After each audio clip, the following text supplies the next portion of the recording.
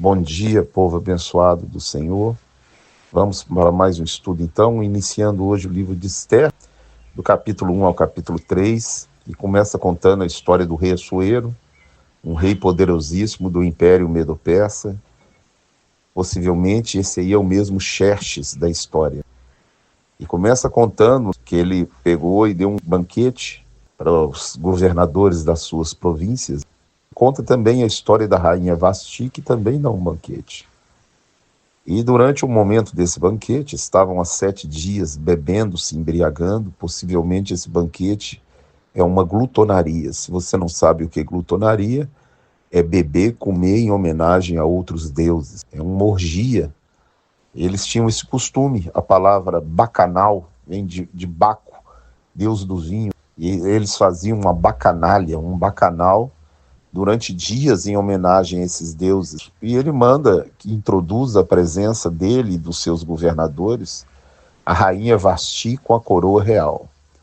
Muitos judeus, diz que era para introduzir a rainha só com a coroa, completamente nua. E ela recusa aí. Um homem poderosíssimo desse, você vai ler a história de Esther, que para Esther aproximar dele, ele tem que chamar. Nem a própria esposa poderia chegar perto dele se ele não chamasse. Lá no final do livro você vai ver que eles vão ter que fazer um jejum para que o rei possa chamar Esther na presença dele.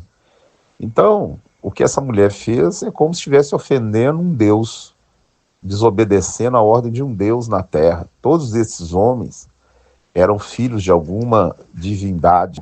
Representantes dessas divindades na terra eram considerados divinos, deuses. Então é uma recusa de uma ordem de um Deus. E ele pega conselho com os sábios do seu reino, ele resolve banir a rainha Vasti da sua presença, que ela não poderia mais ver o rosto dele. Ele pega conselhos com os seus sábios e eles mandam buscar virgens em todas as suas províncias. Esse império é o maior império que já existiu, o Império Medo-Persa, para que ele pudesse escolher uma nova rainha. Eles vão à casa de Mordecai, um judeu benjamita, ou seja, Judá e Benjamim virou Judá, que foi exilado, que foi levado no exílio, na época que Nabucodonosor levou os judeus cativos. Levam a sua sobrinha, que ele adotou, na realidade, prima, filha do seu tio que morreu, para que pudesse ser preparada. Durante um ano as mulheres eram preparadas com óleo, com mirra, para que ele pudesse escolher uma nova rainha. Eles levam e Mordecai diz para ela não falar a sua origem, que ela é judia. Muda o nome para Esther. Quando ela é colocada na presença do rei, imediatamente o rei fica apaixonado com ela e vai constituir Esther rainha do seu reino. Toda essa história, ela tem um fundo, porque Deus ele conhece lá na frente. O rei vai exaltar um homem chamado Ramã, Agagita. Agagita é amalequita.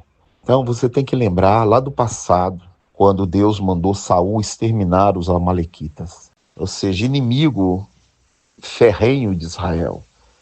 O espírito de Amaleque é o espírito de violência, de homicídio. E este homem sobressai, é exaltado e é dado uma ordem para que todos se prostrem diante dele.